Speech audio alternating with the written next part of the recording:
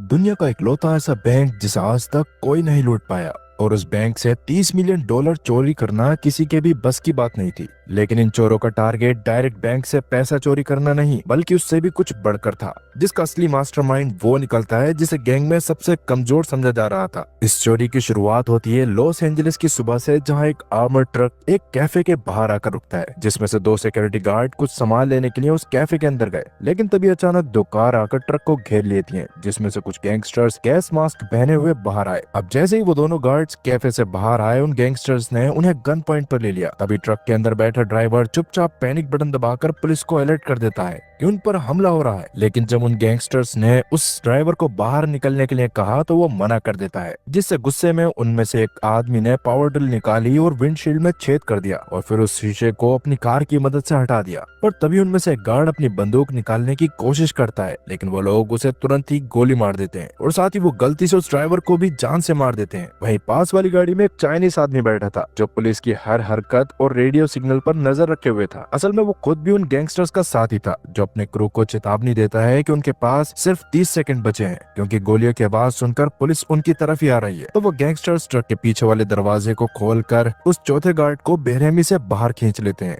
इस बीच एक और बंदा उनकी कार पर ब्लीच छिड़कता है ताकि कोई भी सबूत या डीएनए पुलिस को ना मिले। वो गैंगस्टर जानते थे कि एक छोटी सी चूक उन्हें सीधा सलाखों के पीछे पहुंचा सकती है। अब कुछ ही सेकंड बाद एलएपीडी की गाड़ियां उस कैफे के बाहर पहुंच जाती हैं और पूरी सड़क गोलियों की बरसात से गूंज उठी। लेकिन पुलिस की गन्स उन गैंगस्टर के ऑटोमेटिक गन्स के सामने कुछ भी नहीं थी। उस लड़ाई में 4 पुलिस ऑफिसर वहीं मारे जाते हैं और जवाबी फायरिंग में एक गैंगस्टर भी मारा गया था। लेकिन उसके बावजूद वो गैंगस्टर उस ट्रक को सेफली वहां से लेकर भागने में कामयाब हो गए।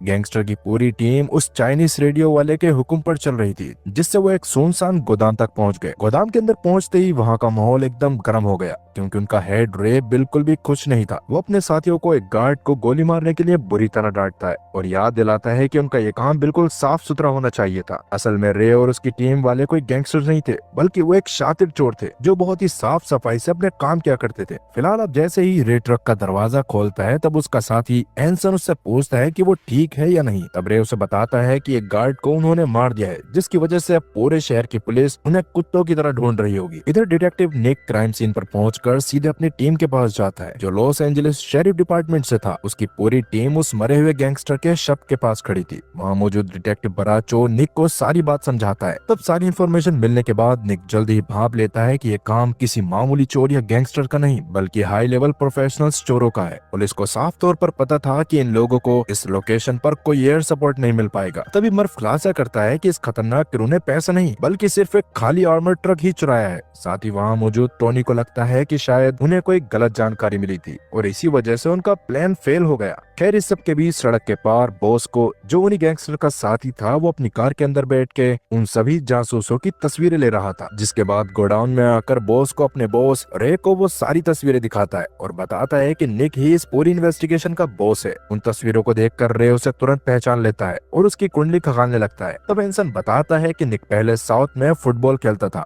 जो जानने के बाद रे अपनी टीम को सतर्क करता है कि ये बंदा मेजर क्राइम्स डिवीजन चलाता है, जिसका नाम है रेगुलेटर्स, और इससे किसी भी हाल में हमें बचकर रहना होगा। उस दौरान डोनी नाम का उनका साथी निक की तस्वीर को खामोशी से घूरते हुए चुपचाप वहां से निकल जाता है।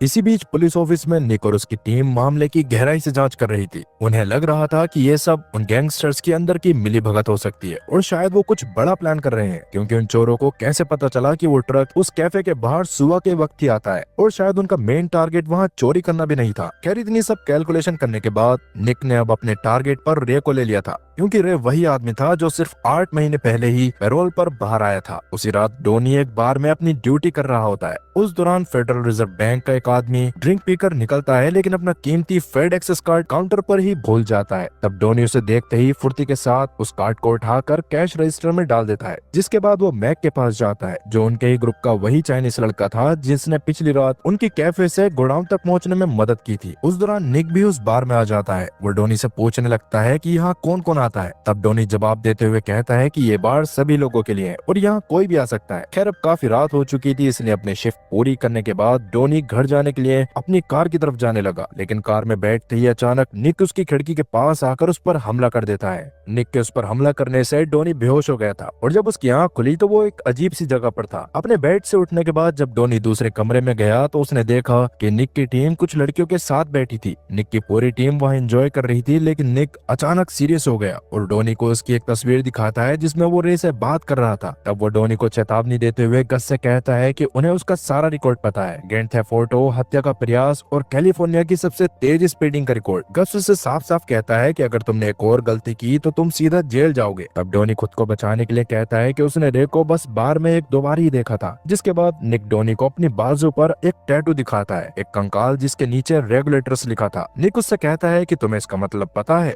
निक तब उस टैटू का मतलब बताते हुए कहता है कि वो कोई आम पुलिस वाले नहीं है, क्योंकि वो गिरफ्तारी करने में वक्त बर्बाद नहीं करते और क्रिमिनल को शूट करके खत्म कर देते हैं। तब निक झपट्टे से उठकर डोनी की गर्दन दबोचते हुए उससे पूछता है कि तेरे जैसे बंदा इन खूंखार कैदियों के बीच क्या कर रहा है। तब मौत को करीब देखकर डोनी आखिरकार टूट गया और कबूल करता है कि वो सिर्फ उनका ड्राइवर है, लेकिन उसे आगे के प्लान के बारे में कुछ नहीं पता। जिसके बाद निक उससे छोड़ते हुए कहता है कि फिलहाल तो हम तुम्हें जाने देंगे, लेकिन तुम्हें वही करना होगा जो हम कहेंगे। खैर, रात भर डोनी की इन्वेस्टिगेशन करने के बाद जब निक घर पहुंचा तब तक दिन निकल चुका था और उसकी वाइफ भी जाग चुकी थी, जो काफी ज्यादा गुस्से में थी। वो अपना फोन उठाती है और निक को एक मैसेज दिखाती है। ये वही टेक्स्ट था जो निक अपनी साइड वाली बंदी को भेजना चाहता था, लेकिन गलती से उसने अपनी वाइफ के फोन पर भेज दिया था। निक की वाइफ को पता चल गया था कि निक उसे धोखा दे रहा है, इसलिए वो बिना ज्यादा कुछ कहे अपनी दोनों बेटियों को लेकर वहां से जाने लगी। दूसरी तरफ हम रे और उसकी टीम को देखते हैं, जो कि लॉस एंजलिस की फेडरल रिजर्व बैंक के बाहर तैनात थे। सड़क के दूसरी तरफ से बैंक की बिल्डिंग को देखते हुए रे अपनी टीम को बताता है कि ये दुनिया का इकलौता ऐसा बैंक है जिसे कभी नहीं लूटा गया। वजह सिर्फ ये थी कि बिल्डिंग के चारों तरफ की हर सड़क में ऑडियो और वीडियो के कैमरास लगे थे और कोई वहां खड़े होकर ज्यादा देर तक घूरता भी तो सिक्योरिटी गार्ड्स उसे वहां से भगा देते थे। साथ ही वो बताता है कि इस बैंक में अब तक 53 बार चोरी की कोशिश हो चुकी है, लेकिन कोई भी चोर लॉबी से आगे नहीं जा पाया। फिर वो हंसते हुए अपने साथियों से कहता है कि इसलिए अब हम इसे लूटेंगे। उधर पुलिस हेडक्वार्टर में वापस निक और उसकी टीम उस गैंग के बारे में गहराई से जांच कर रही थी। वो पता लगाते हैं कि रे, एंसन, बॉस्को और डोनी वो सभी मरीन्स में सर्विस दे चुके हैं। साथ ही जब वो पुराने केस फाइल्स देख रहे थे तब उन्हें एक और बात पता चली। निक बताता है कि रे के 10 साल जेल में रहने के दौरान कोई भी बड़ा चोरी का मामला सामने नहीं आया था। तब निक बाकी लोगों से कहता है कि अगर वो उसे पकड़ लेते हैं तो शायद पहले के वो सारे अनसॉल्व केसेस भी बंद हो जाएंगे। खैर, इसके बाद निक जब ग्रुप के साथ लंच के लिए बाहर निकला तो एक आदमी निक को एक लिफाफा देता है जिसमें डिवोर्स पेपर्स थे, क्योंकि निक की वाइफ को पता चल गया था कि वो उसके साथ चीट कर रहा है और अब वो उसके साथ बिल्कुल भी नहीं रहना चाहती थी। हालांकि अब निक की जिंदगी बिखरने लगी थी, लेकिन वो उन चोरों को पकड़ना जारी रखता है। खैर, उसी दिन रे और उसकी टीम फिर से अपने वेयर हाउस में होती है, जहां रे उन्हें सब कुछ समझाता है कि फेडरल रिजर्व कैसे काम करता है और खासकर वो काउंटिंग फ्लोर के बारे में बताता है। वो कहता है कि मान लो अगर उन्होंने रिजर्व से सीधे पैसे चुरा भी लिए तो भी वो उसका इस्तेमाल नहीं कर सकते, क्योंकि हर नोट का सीरियल नंबर होता है और जैसे ही वो उसे खर्च करने की कोशिश करेंगे पकड़े जाएंगे। तब रे उन्हें बताता है कि हर दिन फेडरल बैंक उन नोट्स के सीरियल नंबर्स डिलीट कर देता है जो बहुत पुराने या खराब हो गए होते हैं, और ये काम हर रोज शाम 4 से 5 बजे के बीच में होता है। जिसके बाद उन बेकार नोट्स की कटिंग करके कूड़े में फेंक दिया जाता था। लेकिन उस काउंटिंग फ्लोर पर अकेले हर दिन करीब 30 मिलियन डॉलर्स के नोट खराब बताकर अलग कर दिए जाते थे, और अगर वो नोट्स को कटिंग करने से पहले ही कूड़े के जरिए साफ सुथरे तरीके से बाहर ले आए तो वो 30 मिलियन डॉलर की कैश होगी, जिसे बिल्कुल भी ट्रेस नहीं किया जा सकता था। और अब बस वही उनकी नजर थी। खैर, अगले दिन डोनी को एक चाइनीज टेक अवे वाली जगह नौकरी मिलती है, जो फेडरल रिजर्व बैंक के एम्प्लॉइज को खाना डिलीवर करती थी। तब डोनी सिर्फ एक ड्राइवर नहीं बल्कि रे के मिशन का सबसे अहम मोहरा बन चुका था। जिसके बाद वो डिलीवरी करते हुए एक साथ 2 खाने के बैग लेकर फेडरल बैंक के किले जैसी बिल्डिंग के अंदर दाखिल होता है। गेट पर पहुंचने के बाद सिक्योरिटी गार्ड उसे चेक करते हैं और एक एक्सेस कार्ड थमाते हैं, जिसके बाद वो खाना डिलीवर करने सीधा अंदर चला गया। वो एक बैग कैफेटेरिया में कुछ लेडीज के पास छोड़ता है और दूसरे खाने के बैग को लेकर सीधा बाथरूम में चला गया। असल में ये कोई साधारण बैग नहीं बल्कि उस मार डकैती की पहली ईंट थी। खैर, उसी रात जब रे और उसकी टीम एक रेस्टोरेंट में डिनर कर रही थी तब निक और उसके रेगुलेटर्स यानी उसकी पूरी टीम वहाँ धमक पड़े और उसके ठीक बगल वाली टेबल पर बैठ गए। निक अपनी फितरत के मुताबिक उठकर सीधा रे के ग्रुप के पास जा पहुंचा। तब वो बाकी सबसे बिना कुछ कहे डोनी का हाल चाल पूछता है और चुटकी लेते हुए कहता है कि उसने कुछ दिन पहले शायद उसे जिम में देखा था। जिसके बाद निक सबको उकसाने लगा और पहले रे जिस फुटबॉल टीम के लिए खेला करता था उसका मजाक उड़ाने लगा। साथ ही पास वाली टेबल पर बैठी कुछ लेडीज के बारे में ऐसी बातें करता है जो किसी को भी आग बबूला कर दे। माहौल को गर्म होता देख निक का साथी गस बीच में आकर उसे वहाँ से ले जाने लगा और उसके गलत बिहेवियर के लिए बाकी सबसे माफी भी मांगता है। खैर अब कैफे से वापस आने के बाद रे ने डोनी को उल्टे हाथों ले लिया था। तब उसकी टीम उसे मारते हुए पूछती है कि क्या वो पुलिस वाला है या उनके साथ मिला हुआ है। हालांकि डोनी इस सबसे इनकार करता है। तब रे बंदूक निकालकर डोनी के माथे पर सटा देता है और पूछता है कि वो निक को कैसे जानता है। तब डोनी सच उगलते हुए बताता है कि निक ने उसे एक बार पकड़ लिया था और वो उनके बारे में पहले से ही जानता है, लेकिन वो कसम खाता है कि उसने अभी तक निक को उनके प्लान के बारे में कुछ नहीं बताया। आखिरकार रे फिलहाल उस पर भरोसा करने का फैसला करता है और डोनी से कहता है कि वो निक को जाकर बता दे कि चोरी फ्राइडे को हो रही है। जिसके बाद डोनी एक कपड़ों की दुकान पर निक से मिलता है। वो निक पर गुस्सा करते हुए कहता है कि रेस्टोरेंट में उसने अपनी आईडी रिवील करके सब कुछ खतरे में डाल दिया। जिसके बाद वो निक को बताता है कि चोरी फ्राइडे को होनी है, लेकिन कहाँ होनी है उसे इस बारे में कुछ नहीं पता। खैर अगले दिन निक उस शूटिंग रेंज पर पहुंचता है जहाँ रे पहले से ही प्रैक्टिस कर रहा था। निक कुछ गोलियां चलाकर अपनी बहादुरी का दिखावा करने की कोशिश करता है, लेकिन रे टच से मस नहीं होता। रे बिना एक शब्द बोले अपनी राइफल उठाता है और धनाधन फायर करता है और निक की तरफ देखे बिना ही बाहर निकल जाता है। रे के जाने के बाद जब निक ने उसके टारगेट को चेक किया तो वो काफी शॉक हो गया, क्योंकि उसके सारे शॉट्स बिल्कुल सेंटर में थे। खैर उस रात निक रे से इस बात का बदला लेने के लिए उस क्लब में पहुंचता है जहां रे की गर्लफ्रेंड काम किया करती थी। असल में रे की गर्लफ्रेंड एक बार डांसर थी जो फिलहाल डांस करते हुए सीधा निक के पास आकर उसके कान में कुछ बताती है। अब अगले दिन रे जब अपनी गर्लफ्रेंड के घर पहुंचा तब वहाँ वो निक को देखकर शॉक हो गया, पर उसने बिना कुछ कहे निक को उसकी गन उठाकर वहाँ से जाने को कहा और मुस्कुराते हुए निक के पास से गुजरकर सीधा अपनी गर्लफ्रेंड के पास चला गया। फिलहाल बाहर आने के बाद निक अपनी कार में बैठकर अपने साथी को कॉल करके बताता है कि उसे अगली चोरी का ठिकाना पता चल गया। उसे लग रहा था कि रे की गर्लफ्रेंड द्वारा दी गई जानकारी बिल्कुल सही थी, लेकिन खेल के पीछे भी एक खेल चल रहा था, क्योंकि निक अभी जिस लड़की के पास से आया था वो रे की कोई गर्लफ्रेंड नहीं बल्कि रे की बनाई हुई एक सोची समझी चाल थी। तब वो लड़की रे से कहती है कि उसने ठीक वैसा ही किया है जैसे रे ने उसे करने को कहा था,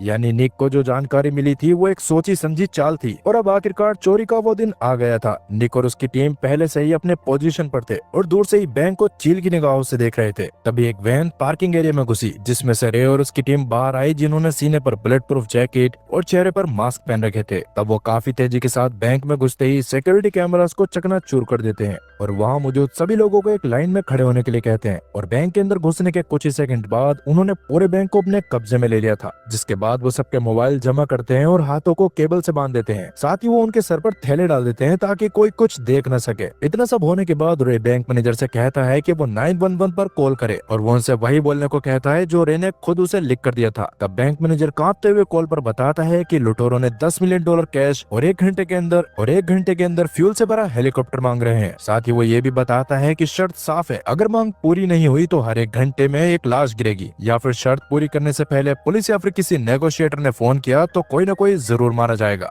रे की टीम के बैंक के अंदर पहुंचने के कुछ ही मिनट्स बाद लॉस एंजलिस पुलिस डिपार्टमेंट और FBI के साइलेंस से पूरा इलाका गूंज उठा था। लेकिन निक इस सबसे बिल्कुल भी खुश नहीं था, क्योंकि उसे लग रहा था कि इस सबको हैंडल करना उसकी टीम का ही काम है। फिलहाल अंदर जब रे बैंक मैनेजर से तिजोरी खुलवा रहा था तभी फोन की घंटी बजती है। रे के कॉल रिसीव करते ही पुलिस डिपार्टमेंट का नेगोशिएटर कहता है कि वो उनकी मांगों पर काम कर रहे हैं, जबकि रे उनसे कहता है कि तुमने अभी एक बंधक को मार डाला, और इतना कहकर वो फोन कट कर देता है। तब बॉस को एक बंधक को घसीटते हुए बाथरूम में ले जाता है और तभी एक गोली चलने की आवाज आती है, जिसकी आवाज से पूरा बैंक सन्न रह गया था। और जब अगली बार नेगोशिएटर ने कॉल की तो इस बार बैंक मैनेजर फोन उठाकर रोते हुए कहता है कि लुटेरों ने एक बंदे को मार दिया है और बिना पैसों के अगली कॉल करने का मतलब एक और मौत। फिलहाल बाहर FBI और पुलिस बैंक के नक्शों पर सर खपा रहे थे कि तभी अचानक एक जोरदार धमाका होता है और पूरी सड़क हिल जाती है।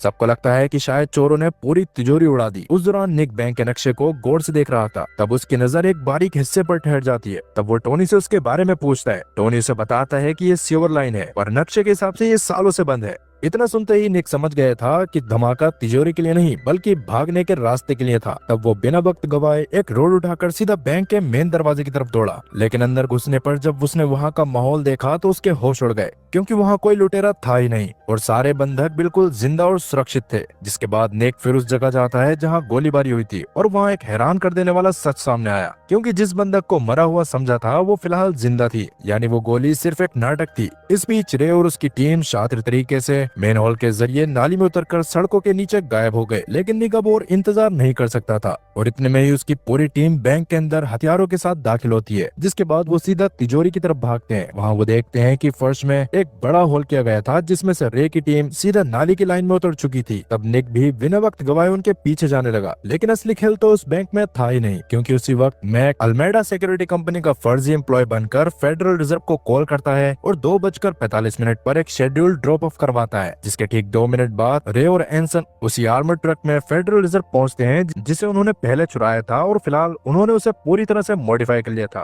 तब वो सिक्योरिटी गेट पर आईडी दिखाते हैं और गार्ड बिना किसी शक के उन्हें अंदर जाने का रास्ता दे देता है। फिलहाल अब ट्रक पार करने के बाद उसका पिछला हिस्सा खोलकर वो दोनों सामान उतारने लगते हैं। सामान के नाम पर उनके पास 2 ट्रॉली थी, जो पूरी तरह पैसों से लदी हुई थी। ये ट्रॉली सीधा काउंटिंग फ्लोर के रिसीविंग एरिया में पहुंच जाती है और वहाँ से बैंक के एम्प्लॉइज उन्हें $100 के नोट गिनने वाले रूम में ले जाते हैं। उस दौरान रे और एंसन वेटिंग एरिया में ऐसे बैठे थे जैसे वो बस अपना काम कर रहे हो, पर तभी बिल्डिंग के नीचे एक टनल में मौजूद बॉस्को को खबर मिलती है कि डोनी अपनी पोजीशन पर है और अब रे के एक इशारे पर बॉस्को उस बिल्डिंग की पावर सप्लाई में गड़बड़ी कर देता है, जिससे पूरी बिल्डिंग में शॉर्ट सर्किट हो गया था।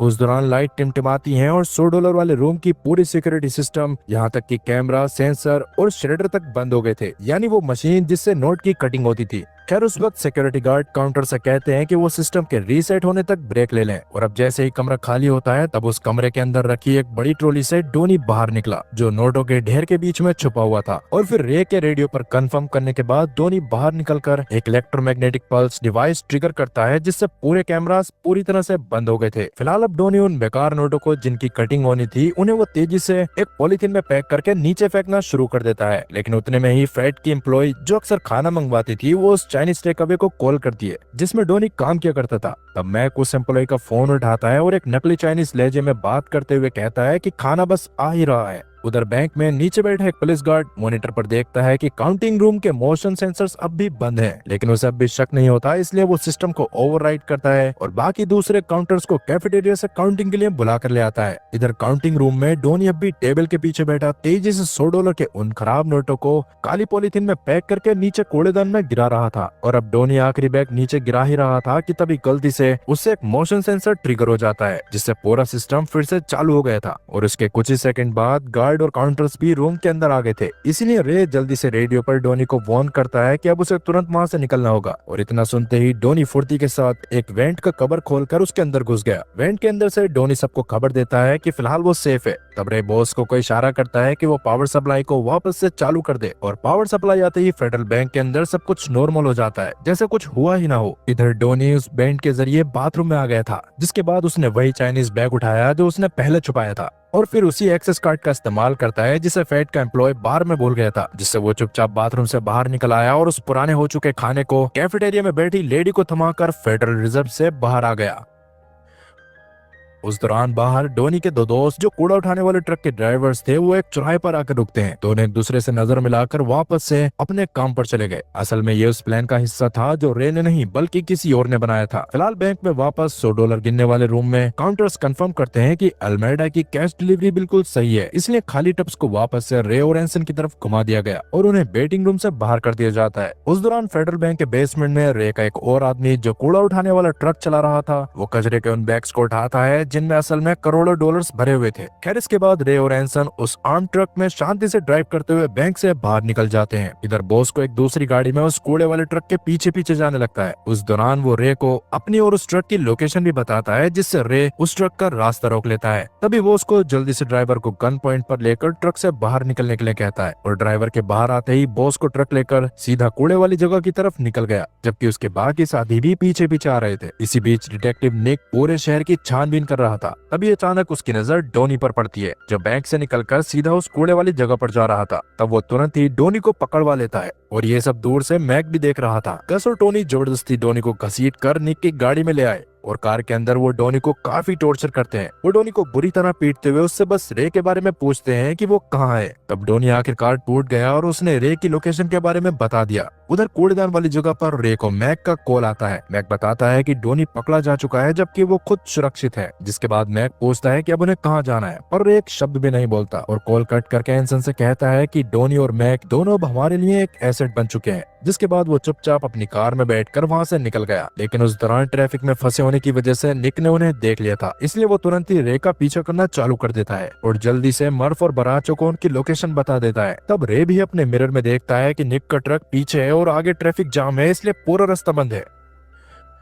तब निक की टीम को अपनी तरफ आते हुए देखकर रे, एंसन और बॉस को अपनी कार से उतर जाते हैं। तब गस डोनी को हथकड़ी लगाकर निक और टोनी के साथ गन लेकर रे की टीम की तरफ बढ़ने लगा और निक की टीम को अपनी तरफ आता हुआ देखकर रे ने उन पर गोली चला दी, जो कि सीधा बराचो को जाकर लगती है, जिससे वो वहीं ढेर हो गया। और उस अंधाधुंध गोलीबारी में बॉस्को की गर्दन में भी गोली लग जाती है, जिससे मौके पर ही उसकी मौत हो गई थी। और गुस्से में आकर रे ने टोनी के घुटने में गोली मार दी थी, जिससे वो हिलने लायक नहीं बचा था। जिसके बाद रे और एंसन गोलियों से बचकर भागने की कोशिश करते हैं, लेकिन निक उनके पीछे किसी साए की तरफ पड़ चुका था। तब निक एक सटीक निशाना लगाकर एंसन को भी ढेर कर देता है और रे मर्फ के हाथ में गोली मारकर उसे अपने रास्ते से हटा देता है। जिसके बाद वो सीधा एक पतली गली में जाके छुपने लगा था और फिलहाल अब निक और रे ही बचे थे। अब वो दोनों आमने सामने थे, जिस दौरान निक की एक गोली रे को लग जाती है, जिससे रे का काफी खून बहने लगा था, लेकिन वो अब भी हार नहीं मानता। एक बार फिर से वो लड़खड़ाते हुए अपनी बंदूक रीलोड करके निक पर फायर करता है। तब निक भी कार के पीछे छुपकर रे पर फायरिंग कर रहा था और एक गोली सीधा रे के सीने में जाके लगती है, जिससे रे वहीं पर गिर गया था।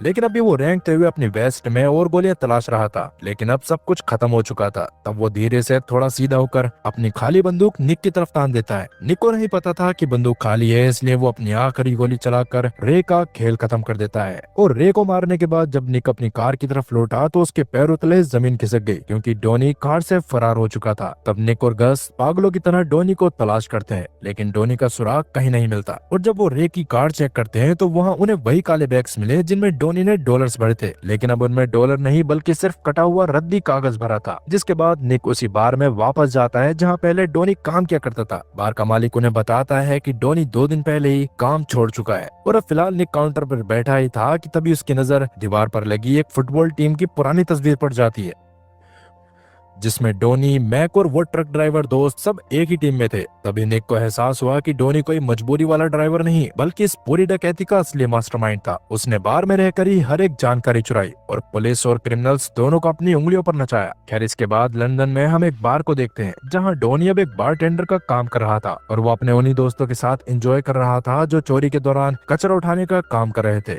और उसने अपने उन्हीं दोस्तों के साथ मिलकर रे की पूरी टीम को धोखा भी दिया था। और आखिर में हम ये भी देखते हैं कि कैसे उसने पैसे टायर्स में छुपाए और पनामा के जरिए दूसरे देश भेज दिए, जिसके साथ ही ये कहानी यहीं पर खत्म होती है। पर दोस्तों, कमेंट करके जरूर बताना कि अगर आप इस कहानी का हिस्सा होते तो आप डोनी के साथ क्या करते। खैर, मिलते हैं अगली वीडियो में, तब तक के लिए गुड बाय।